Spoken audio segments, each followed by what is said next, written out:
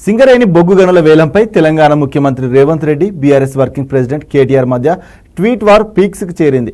రేవంత్ రెడ్డి గారు అంటూ కేటీఆర్ ట్వీట్ ద్వారా ప్రశ్నిస్తే కేటీఆర్ గారు అంటూ రిప్లై ఇచ్చారు సీఎం రేవంత్. సింగరేణిలో బొగ్గు గనుల వేలంపై అధికార ప్రతిపక్షాల మధ్య మాటల తూటాలే కాదు, ట్వీట్ ఫైట్లు కంటిన్యూ అవుతున్నాయి. సోషల్ మీడియా ఎక్స్ వేదికగా సీఎం రేవంత్ రెడ్డిపై ప్రశ్నల వర్షం కురిపించారు కేటీఆర్. పీసీసీ అధ్యక్షుడిగా 2021లో బొగ్గు గనుల వేలాన్ని నిలిపివేయాలని, 4 బ్లాక్లను సింగరేణికి బదిలీ చేయాలని కేంద్ర ప్రభుత్వాన్ని డిమాండ్ చేసిన విషయాన్ని గుర్తుంచుకోవాలంటూ నాడు రేవంత్ రెడ్డి చేసిన ట్వీట్ ను రీట్వీట్ చేశారు కేటీఆర్. అప్పుడు వేలాన్ని వ్యతిరేకించి ఇప్పుడు ముఖ్యమంత్రి అయ్యాక వేలం పాట కోసం డిప్యూటీ సీఎం మల్లు భట్టి విక్రమార్కను పంపించిన ఏంటని ప్రశ్నించారు.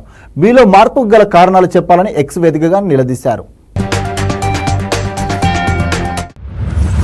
సింగరేణికి కోల్ బ్లాక్స్ కేటాయించకుండా సింగరేణి కూడా వేలంలో పాల్గొనండి అని సన్నాయి నొక్కులు నొక్కే కిషన్ రెడ్డి కానీ, అదేవిధంగా ఇవాళ ఆయనకు వంత పాడుతున్న బీజేపీ కానీ ఒక మాట చెప్పాలి.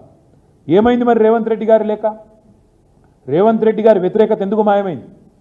2021 డిసెంబర్ 11 నాడు కోల్ బ్లాక్స్ కేటాయించండి సింగరేణికి అని డిమాండ్ చేసిన రేవంత్ రెడ్డి గారు పీసీసీ ప్రెసిడెంట్గా ఇలా ఏం మారింది?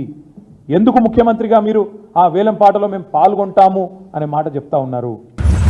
కేటీఆర్ ట్వీట్ కు రేవంత్ రెడ్డి ధీటుగా బదులిచ్చారు.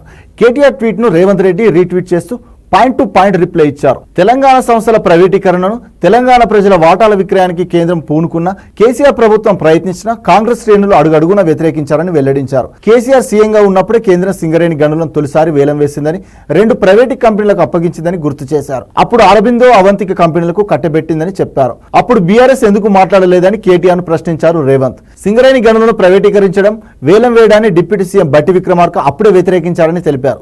అవంతిక, అరబిందో కంపెనీలకు అప్పగించిన బొగ్గు బ్లాక్లను రద్దు చేసి తిరిగి ఇవ్వాలని డిమాండ్ చేశారని వెల్లడించారు. ఈ మేరకు భట్టి విక్రమార్క రాసిన లేఖను జత చేశారు. తెలంగాణ ప్రజల ప్రయోజనాలు, ఆస్తులు, హక్కులను కాపాడేది కాంగ్రెస్ పార్టీ ఒకటేనన్నారు. తెలంగాణ భవిష్యత్ కాంగ్రెస్ తోనే సురక్షితం, మన బొగ్గు మన హక్కును కాపాడి తీరుతామంటూ ఎక్స్ వేదికగా కేటీఆర్ కు రిప్లై ఇచ్చారు సీఎం రేవంత్ రెడ్డి.